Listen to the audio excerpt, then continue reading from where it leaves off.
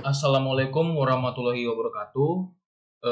Sebelumnya, kami dari kelompok satu akan mempresentasikan tugas kedua dari mata kuliah teori informasi dengan video pembahasan kali ini yaitu Hamming Code.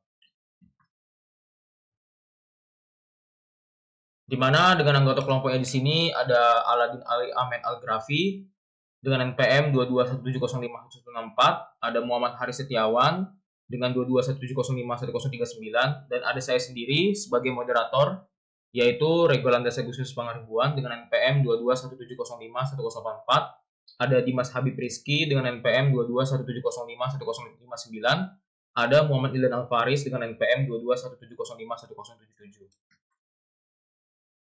Di sini pertama-tama kita akan membahas yaitu latar belakang Hamming Code. Secara yang kita tahu, di mana Hamming Code ini bermula dari penelitian yaitu Shannon pada tahun 1948. Di sini di mana Shannon itu menjelaskan bagaimana konsep awal tentang teori coding. Jadi si Shannon ini dia itu menjelaskan konsep awal tentang teori coding, di mana dia mendeteksi adanya suatu kesalahan dan dia akan memungkinkan melakukan pengoreksian. Di mana salah satu teori coding yang sekarang yang telah berkembang pesat dimunculkan dari berbagai jenis kode, salah satunya kode linear ini. Nah, kode linear sendiri itu adalah tipe kode yang sangat sering dipelajari karena mudah untuk dipahami dan tentunya memiliki sifat linearitas. Di mana salah satunya ini adalah Hamming Code. Metode kode dari Hamming Code sendiri itu mencakup dua, di mana ada permasalahan penelitian dan ada kode Hamming yang diperluas. Penggunaan dari kode Hamming ini diperluas atau kode Hamming pada steganografi dan mengetahui hasil simulasi penyisipan pesan. Nah, setelah dia melakukan simulasi penyisipan pesan, maka penelitian ini dilanjutkan dengan algoritma yang bernama steganografi, di mana dia akan mengetahui hasil simulasi dari penyisipan pesan pada gambar. Kemudian ada kode Hamming yang diperluas. Sebuah kode Hamming biner HR dengan panjang n sama dengan 2R kurang 1, di mana R lebih besar sama dengan 2 memiliki matriks cek paritas H yang kolom-kolomnya terdapat semua vektor biner bukan 0 dengan panjang R. Di sini ada contoh skema komunikasi dan gambar skema komunikasi. Sebelum itu kita beralih dulu ke skema pesan teori coding yang tadinya sudah dijelaskan di awal untuk skema pesan teori coding. Jadi di contoh skema komunikasi ini ada namanya pesan. Nah, pesan ini dia itu mengirim encoder dengan nilai pesannya itu U sama dengan U1 sampai dengan UK. Lalu encoder dia mengirim channel yang bersifat kata code. Kata code ini dia bernilai X sama dengan X1 hingga sama dengan XK. Lalu channel ini memasukkan nilai yang bernama vector error dengan nilai E sama dengan E1 sampai dengan EK. Lalu vektor error mengirimkan decoder dengan vektor yang diterima bernilai Y sama dengan X tambah E. Kemudian si pengguna akan melakukan estimasi pesan melalui dari decoder.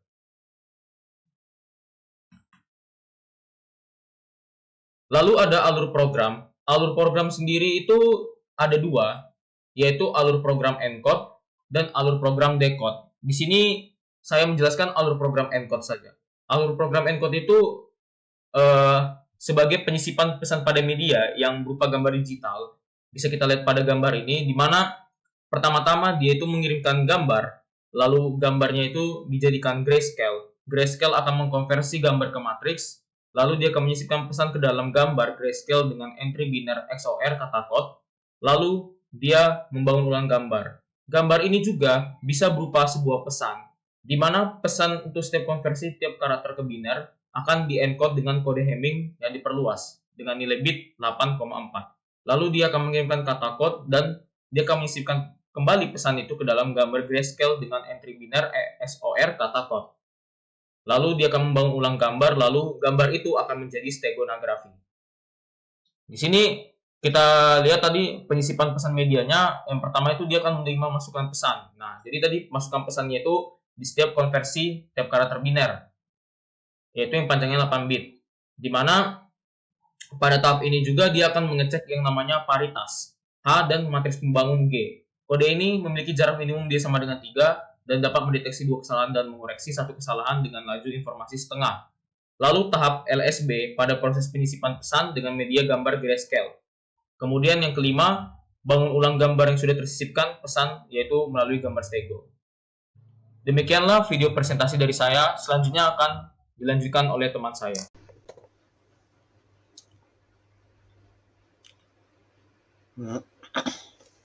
Nama saya Muhammad Rudwan Faris dengan NPM 2217051077 akan membacakan bagian saya dalam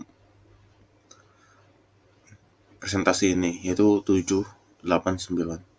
Slide 7, 8, dan 9. Oke, jadi alur program ekstraksi. Itu alur program ekstraksi pesan dari gambar stego dan dekode pesan dari ini. Jadi cari elemen dari matriks gambar stego yang tersisipkan pesan. Lalu habis itu dengan asumsi penerima juga memiliki gambar grayscale. XOR adalah elemen pada gambar grayscale dengan posisi yang sama diperoleh dari dua kata kode. Yang ketiga, pada simulasi ini diasumsikan bahwa tidak ada kebisingan atau kesalahan pada pesan, sehingga hasil dekode adalah 000. Keempat, karakter pesan diperoleh dari 4 bit pertama dari tiap kata kode. Yang kelima, mengubah bilangan biner menjadi karakter dan susun menjadi sebuah pesan yang diterima.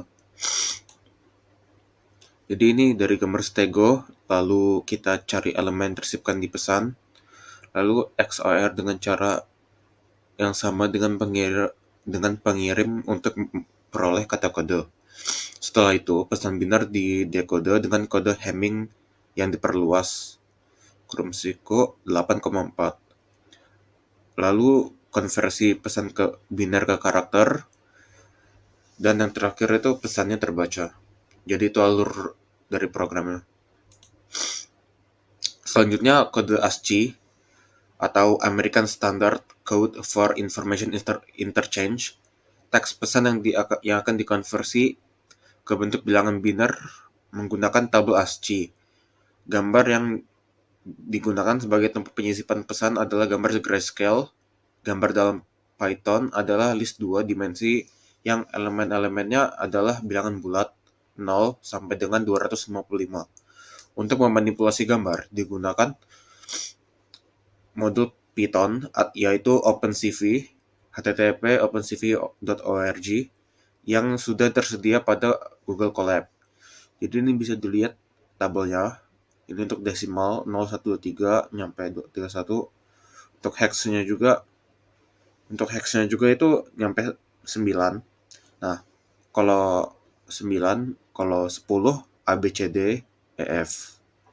Itu nyampe 15. Lalu 16 sampai ke 25 menggunakan 10 nyampe sampai 19. Lalu untuk 26 sampai 31 itu menggunakan angka dan alfabet seperti 1A, 1B, 1C, 1D, 1E, 1F. Lalu bisa lihat chartnya ada 0, start of heading, sampai unit separator. Ini juga ada lanjutannya. Jadi setiap ini ada 1, puluhannya 1, kayak 10, 11, 12, yang depannya 1. Lalu dimulai 1A, B, C, D. Lalu setelah itu 20, lalu 2A, B, C, D, 30, 3A, B, C, D, dan seterusnya. Lalu untuk slide ke-9 ada grayscale. Ini adalah hasil gambar steganografi. Gambar grayscale yang digunakan berukuran 360 kali 640 sehingga ada batasan dalam menentukan panjang pesan pada simulasi. Banyaknya karakter pesan yang dapat diterapkan pada gambar berukuran 360 dikali 640. Ini harus kurang dari baris matriks gambar grayscale, yakni 359. Panjang karakter yang digunakan pada program simulasi itu 50, 100, 150, 200, 250. Dan 300 karakter dengan 6 kali percobaan. Lalu ini ada gambarnya. dengan contoh N100 PSNR 55.349 dB. Standardografi yang sesuai dengan banyaknya karakter N yang disisipkan. Jadi N itu dalam konteks ini itu merujuk pada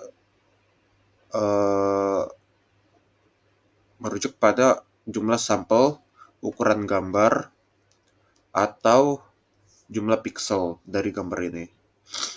Nah, untuk PSNR itu peak signal to note peak signal to noise ratio. Lalu dB decibel. Jadi ya pixel dan segala macam tadi itu 100. PSNR-nya 55.349 decibel. Sekian dari presentasi saya. Assalamualaikum warahmatullahi wabarakatuh. Saya Muhammad Haris Setiawan. Saya akan melanjutkan atau menjelaskan tentang materi citra digital. Yang pertama, landasan teori. Dalam pengertian umum, citra adalah gambar, sedangkan secara lebih khusus, citra adalah gambaran visual mengenai suatu objek atau beberapa objek seperti foto orang, gambar awan, hasil rongsen, hingga citra satelit. Citra digital merupakan gambaran imitasi dari suatu objek yang disimpan dalam komputer, karena citra digital merupakan citra yang diimplementasikan dalam 2 dimensi atau 2D. Sehingga setiap gambar dapat juga dipresentasikan dalam bentuk matriks. Berikutnya ada model warna. Pada citra warna, setiap titik pada citra mempunyai warna spesifik yang merupakan kombinasi dari 3 warna dasar, yaitu merah, hijau, dan biru. Setiap warna dasar mempunyai intensitas dengan maksimum 255 atau 8 bit, sehingga jumlah kombinasi warna dari nilai RGB-nya sebanyak 224 atau lebih dari 16 juta warna. Berikutnya ada media sosial. Media sosial adalah sebuah media untuk bersosialisasi satu sama lain dan dilakukan secara online yang memungkinkan manusia saling berinteraksi tanpa dibatasi ruang dan waktu. Sosial media menghapus batasan manusia untuk bersosialisasi, batasan ruang maupun waktu. Dengan media sosial ini, manusia dimungkinkan untuk berkomunikasi satu sama lain dimanapun mereka berada dan kapanpun. Tidak peduli seberapa jauh jarak mereka, dan tidak peduli siang ataupun malam. Pengelompokannya, pertama social networks. Media sosial untuk bersosialisasi dan berinteraksi. Seperti contohnya ada Facebook, MySpace, Hi5, LinkedIn, dan Bebo. Discuss. Media yang memfasilitasi sekelompok orang yang melakukan obrolan diskusi. Contohnya ada Google Talk, Yahoo.com, Skype, dan forum. Yang ketiga ada share, media sosial yang memfasilitasi kita untuk saling berbagi file, video, musik, dan lain-lain. Sebagai contohnya ada YouTube, SlideShare, Feedback, dan Flickr, Cloudstrom. Yang keempat ada Publish, WordPress, Wikipedia, blog Wikia. Sebagai contohnya WordPress, Wikipedia, blog Wikia, dan Ditch. Yang kelima ada social game. Media sosial berupa game yang dapat dilakukan oleh dimainkan bersama-sama. Sebagai contohnya Congregate, Dove, Pogo, cafe.com. Yang keenam ada MMO. Sebagai contohnya Card Reader, Warcraft, Neopets, Conan, dan lain-lain. Yang ketujuh ada Virtual World Habbo Improve Stardust. Terus yang ke-8 ada Livecash. Sebagai contohnya Live, Blog TV, Justin, dan lain-lain. Terus yang ke-9 ada Livestream. Sebagai contohnya ada Social Years, Friends Feed, dan Social Things. Yang ke-10 ada Microbox. Sebagai contohnya ada Twitter, Plug, Twitch, XR, Place, dan Tweetpack. Selanjutnya ada alur prosesnya. Alur proses pendeteksian dan pengoreksian. Proses pendeteksian dan pengoreksian kerusakan citra digital dimulai dari citra digital sebagai citra pemasukan. Kemudian mengirimnya melalui Facebook. Setelah menerima citra digital hasil pengiriman dari Facebook, kemudian dilakukan pencocokan nilai binar dari gambar masukan dan gambar keluaran atau nilai gambar output dan gambar input. Pencocokan tersebut dilakukan dengan menggunakan fungsi logika atau XOR, yaitu XOR. Perubahan yang terjadi pada citra digital hasil pengiriman melalui Facebook merupakan berupa bit check-in error dapat dideteksi dengan menggunakan metode Hamming code. Pada penerapan metode Hamming code dengan menggunakan sistem single error detection dapat mendeteksi kerusakan citra digital sebanyak 1 bit. Assalamualaikum warahmatullahi wabarakatuh. Nama saya Alaaddin Ali Ahmad Al-Jirafi dengan NPM 2217051164. So I will continue explaining in this presentation about Hamming code from Chromebook Satu. So in this slide, it is about data transmission. The introduction to data communication and transmission is a vital part of the information society.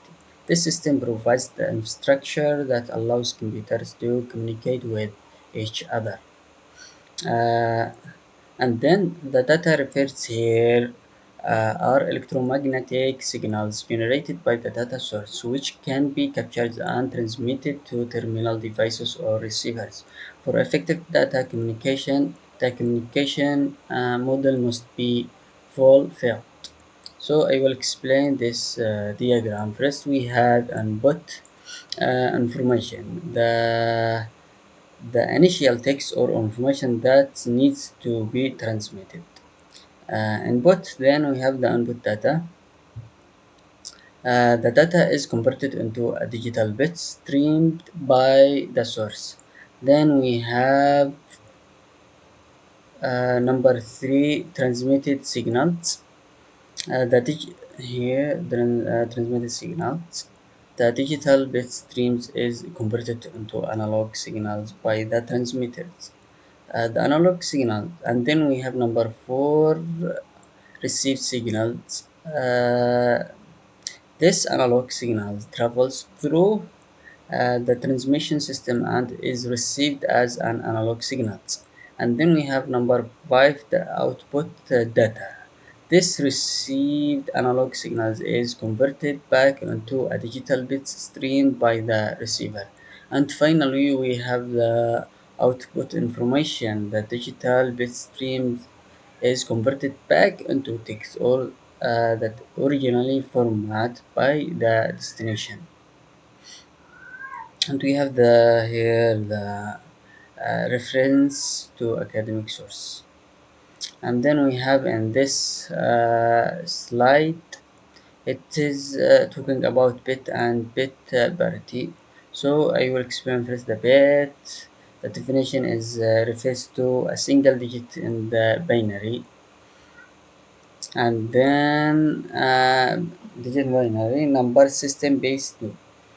For example, the binary number satu satu satu kosong kosong satu kosong satu satu has a length of 7 bits. A bit is smallest unit used in storing and communicating information in digital computation and information theory. And to explain this, bits are always used as the fundamental unit in digital information and computing. The symbol of bit is bit. Informally, it is also referred to the terms like kilo bytes per second, and it is kbps for data transmission rates. For example, a modem might have a speed of 56 kilobyte per second or as 56 kilobit per second. The unit bit is also known as a channel. And then I will explain about parity bit and the definition of it. A parity bit, also known as check bit is a bit added to string of binary code. It is the simplest form of error detection code. The function parity bits are used to detect errors and the transmitted data. They ensure that the data numbers of one bits and the string is either even or odd, depending on the type of parity. So the explanation of the bit is the bits are typically applied to smallest unit of communication protocols, usually an 8 bits or byte or octet. However, they can also be applied separately across the entire bit string of message. Parity bits help in verifying the integrity of the data by ensuring the correct number of bits, even or odd, in the string. Uh, and to emphasize the about bit and parity bit, understanding bit and parity bit is crucial for data storage, transmission, and error detection in digital communication. The parity bit serves as a basic yet effective method for error checking, ensuring data integrity during transmission. So I will move to next slide. This slide is about data units contained. This slide explains how data units are structured when Hamming code is implemented for error detection and correction. The explanation of data units composition.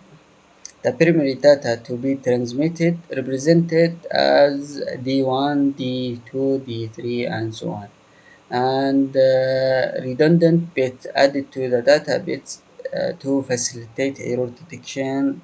Uh, Correction represented as H1, H2, H3. And this diagram shows a data unit containing the data bit and R Hamming bit. This combination forms a single word with a total of D plus R bits. The implementation of Hamming code. When Hamming code is implemented, the n-bit data word is augmented with R redundancy bits.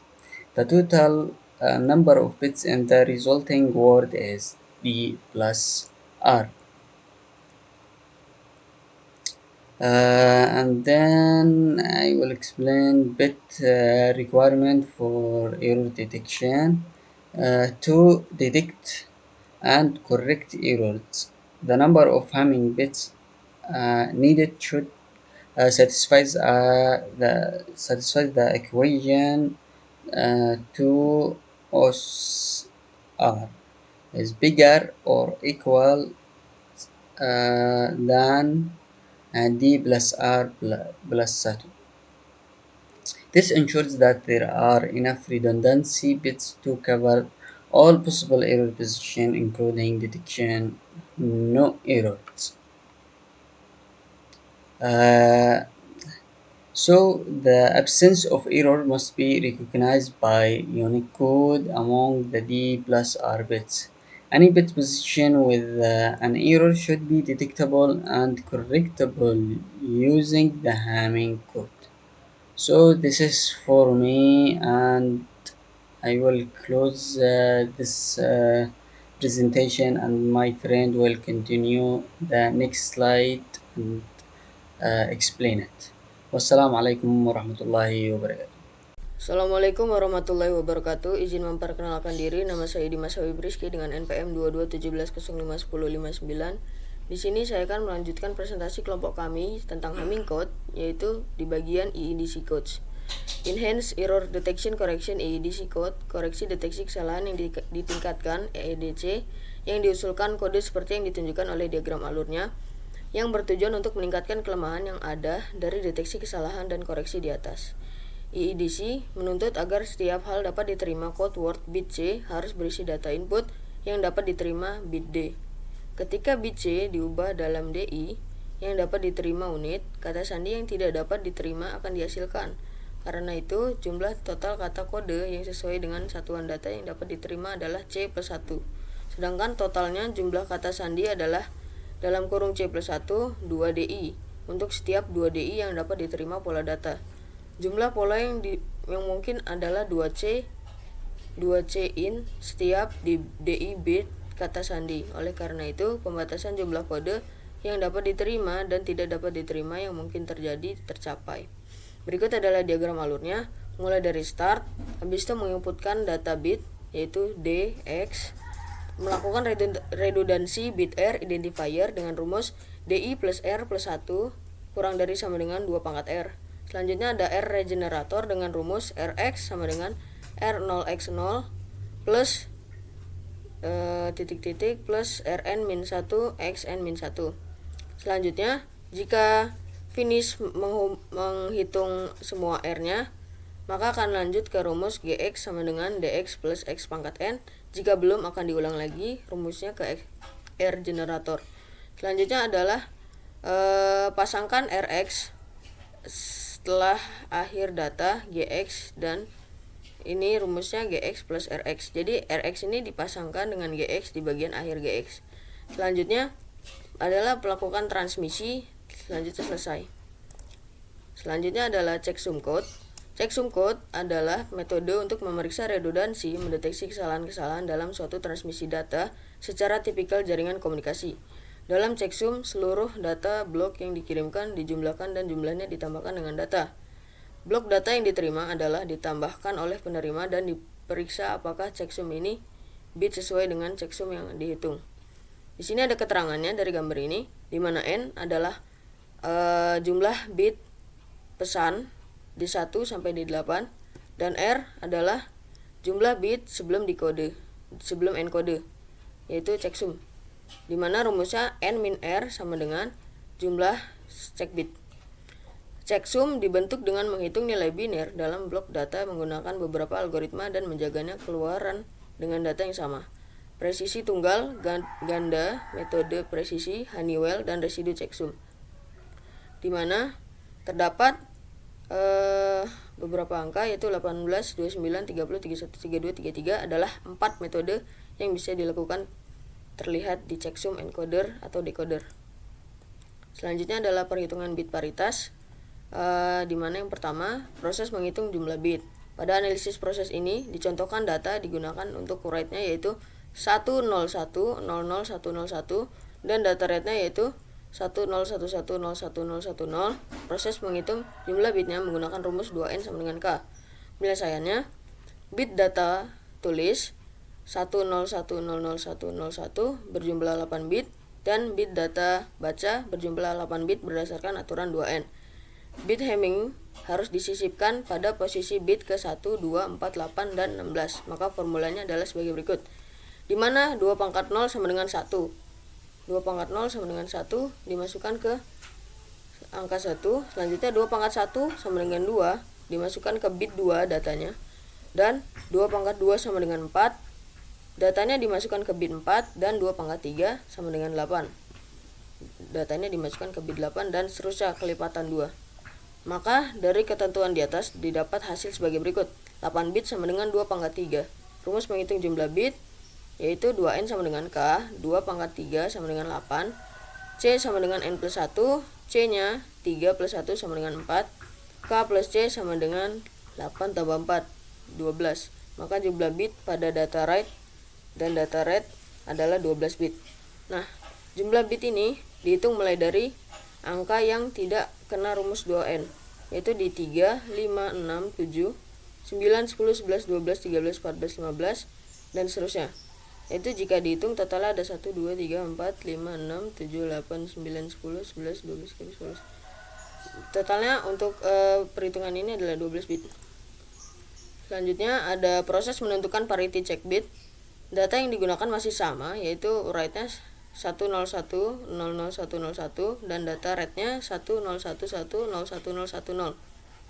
101101001. Sebelum menentukan parity check bit, data akan dijabarkan terlebih dahulu agar lebih mudah dipahami. data dibaca dari kanan ke kiri sesuai dengan posisinya, yakni sebagai berikut. Di mana D1 1, D2 0, D3 1, D4 1, D5 0, D6 1, D7 0, dan D8 1. Data write-nya D1 1, D2 0, D3 1, data 4 1, D5 0, data 6 1, data 7 0, data 8 1. Menggunakan ketentuan berikut, di mana C1 sama dengan D1 XOR D2, XOR D4, XOR D5, XOR D7. Begitu juga C2, di mana di bagian D4 akan di XOR-kan dengan D6. Begitu juga dengan C4, di mana rumusnya D2 XOR D3, XOR D4, XOR D8. Dan C8 sama dengan D5 XOR D6, XOR D7, XOR D8. Maka dengan ketentuan di atas dihasilkan penyelesaian sebagai berikut. Data write 0101 00101 menghasilkan C1 1 source 0 source 0 source 0 source 0, C2 1 1 0 1 0, C4 0101, C8 0101.